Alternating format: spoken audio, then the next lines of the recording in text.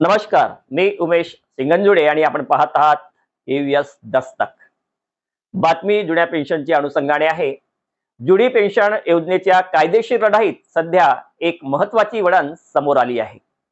18 डिसेंबरला निकाली निघणारे प्रकरण आता दुसऱ्या बेंचवर का वर्ग करण्यात आले? प्रकरणाचे 4 गट का पडले आणि पेन्शनच्या नावाखाली संभ्रम पसरवणाऱ्यांना जुनी पेन्शन योद्धा प्रदीप महल्ले यांनी काय सल्ला दिला? सविस्तर बातमीसाठी हा व्हिडिओ शेवटपर्यंत पहा. नियुक्ती दिनांक आणि न्यायालयाची भूमिका. जुनी पेन्शन पात्रता ठरवण्यासाठी नियुक्ती दिनांक हाच सर्वात महत्वाचा निकष आहे. कारण न्यू पेन्शन योजना NPS देखील याच आधारावर लागू करण्यात आली होती. न्यायालयाने ही बाब मान्य करत पूर्णवेळ, अर्धवेळ, अंशतः अनुदानित आणि विनाअनुदानित अशा सर्व कर्मचाऱ्यांना एकाच मूळ याचिकेत स्थान दिले होते. सुरुवातीला न्यायालयाने कर्मचाऱ्यांमध्ये कोणताही भेदभाव केला नव्हता.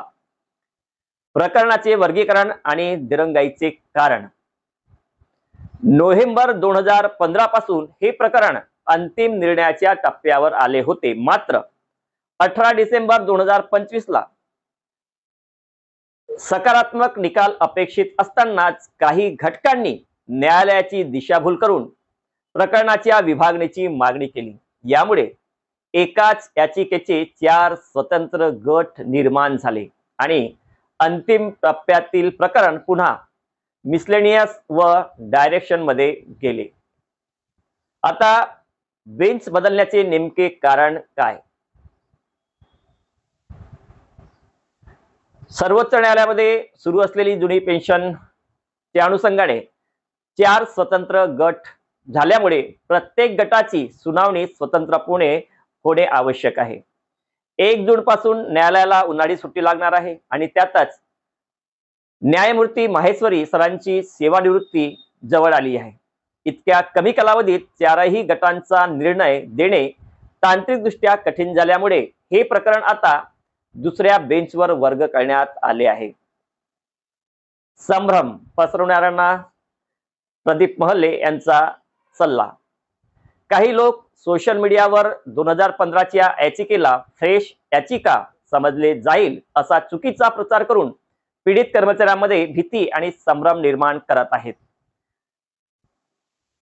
पेन्शन योद्धा हिंगणघाटचे प्रदीप महल्ले यांनी अशा भूलथापांना बळी न पडण्याचे आवाहन केले आहे. आतापर्यंत 187 ऑर्डर्स उच्च न्यायालयाच्या होऊनही एकाही पीडिताला प्रत्यक्ष पेन्शन लागू झालेली नाही, ही वस्तुस्थिती त्यांनी समोर मांडली आहे. पेन्शन फायटर प्रदीप महल्ले यांनी राज्यातील सर्व पीडित पेन्शन बांधवांना विनंती केली आहे की या प्रकरणाचा निकाल सर्वांनाच लागू होणार आहे. त्यामुळे कोणीही घाईघाईत नवीन याचिका दाखल करून मूळ प्रकरणात अडथळे निर्माण करू नयेत. लवकरच मूळ याचिकेची तारीख जाहीर होईल आणि सकारात्मक निकाल लागेल असा विश्वास त्यांनी व्यक्त केला आहे. अशाच शैक्षणिक आणि जुनी पेन्शनच्या संदर्भात नवीन अपडेट जाणून घेण्यासाठी आमच्या एव्हीएस दस्तक या YouTube चॅनलला लाईक, सबस्क्राईब करा आणि ही बातमी जास्तीत जास्त कर्मचाऱ्यांपर्यंत शेअर करा. धन्यवाद.